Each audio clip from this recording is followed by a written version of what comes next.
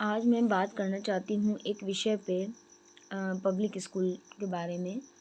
Public school हमारे समाज का एक ऐसा इम्पोर्टेंट पार्ट बन चुके हैं जिनको हम अब नहीं हटा सकते हैं। ज़्यादातर क्या लगभग सभी 99% पेरेंट्स अब बच्चों को सब पब्लिक स्कूल में ही पढ़ाना चाहते हैं। गवर्नमेंट स्कूल का तो कोई नाम ही नहीं है। रही सही कसर गवर्नमेंट ने पूरी कर दी है, हटाकर उनको धीरे धीरे करके। तो पब्लिक स्कूल में ये है कि टीचर्स अपनी मनमानी तो कर ही रहे हैं, उन्हें एक रट्टू तोते की तरह बच्चों को तैयार कर रहे हैं। और जो बच्चे पढ़ने में अच्छे हैं ऑलरेडी उनके साथ इन्वॉल्व रहते हैं, जो बच्चे कमज़ोर हैं उनको डे बाय डे कमज़ोर ही फील कराते रहते हैं। कभी ये नहीं कहते कि हाँ आपको ये चीज़ नहीं पसंद है तो ये क्यों नहीं आ रहा है समझ में, और आपको दूसरी चीज़ पसंद है तो आप उसमें इन्वॉल्व होइए, उसके लिए कभी इनकरेज नहीं करेंगे। टीचर्स को ये समझना पड़ेगा कि आज का जो माहौल है हमारा, आज की जो पेरेंटिंग हो गई है और आज के जो बच्चे हैं वो किस माहौल से गुज़र रहे हैं।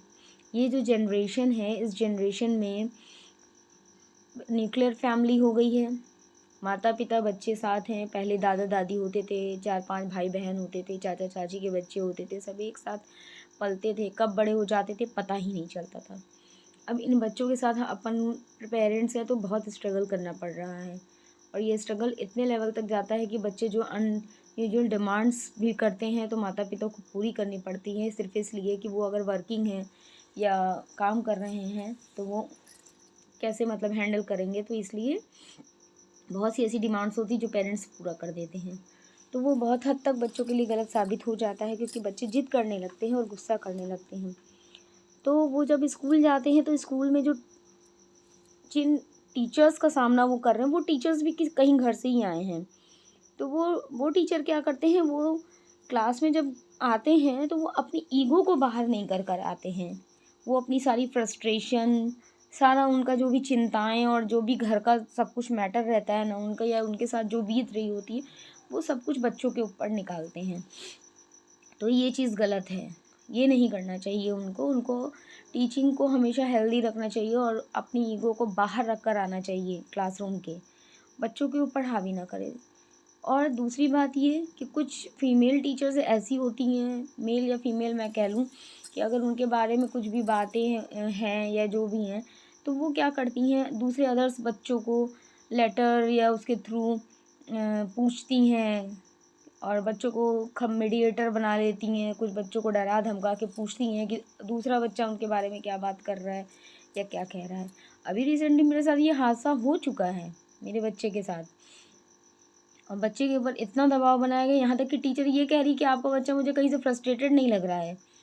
अब फ्रस्ट्रेटेड अगर वो है या डिप्रेशन में है तो क्या उसके लिए जब तक वो हॉस्पिटलाइज्ड ना हो जाए तब तक मतलब इस चीज़ को हमें साबित करने की ज़रूरत है कि बच्चे को अगर कुछ टेंशन हो रही है स्कूल में, वो कह रहा है टीचर्स मुझे परेशान कर रहे हैं किसी चीज़ के लिए, तो इस चीज़ को हम क्या कहें। टीचर के ये वर्ड और कोऑर्डिनेटर, जो आजकल ये एक कोऑर्डिनेटर के नाम पे एक रख दिया गया है ना बीच में कि हमें डायरेक्ट प्रिंसिपल से बात नहीं करने दी जाती है, ऐसा क्यों है? प्रिंसिपल से बात क्यों नहीं कर सकते हैं हम? ये कोऑर्डिनेटर रखने का मतलब क्या होता है?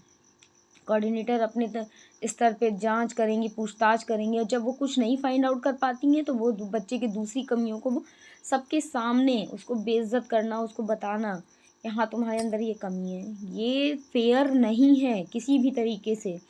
आपने क्लासरूम के बाहर एक लिस्ट लगा दी है जिसमें लिख दिया है 90% लाने वाले बच्चे का नाम और 30% लाने वाले बच्चों का नाम अलग अलग लिख दिया है। तो आप जब वो बच्चा उस क्लासरूम में घुस रहा है तो वो क्या फ़ील कर रहा होगा, मुझे ये नहीं समझ में आया। क्या फ़ील करेगा वो? एक शिक्षक के लिए सारे बच्चे समान होने चाहिए, मगर पता नहीं आजकल के शिक्षक ये बात समझ नहीं रहे हैं। शायद आजकल के हम पेरेंट होने के नाते हमें भी लग रहा है कि कहीं कहीं हमारी भी फॉल्ट है, लेकिन बच्चा 6 घंटे 7 घंटे स्कूल में रहता है तो एक टीचर को हो सकता है उसके साथ उसके आजकल काम के नाम पे बहुत कुछ थोपा गया है टीचर्स के ऊपर, लेकिन टीचर्स को थोड़ा सा ध्यान देना चाहिए इस चीज़ पे कि हम अपनी ईगो को, अपनी फ्रस्ट्रेशन को क्लासरूम के बाहर रखें और बच्चों को जनरली सारे बच्चों को इक्वली ट्रीट करें। बस मेरा यही एक रीज़न है ये वीडियो बनाने का।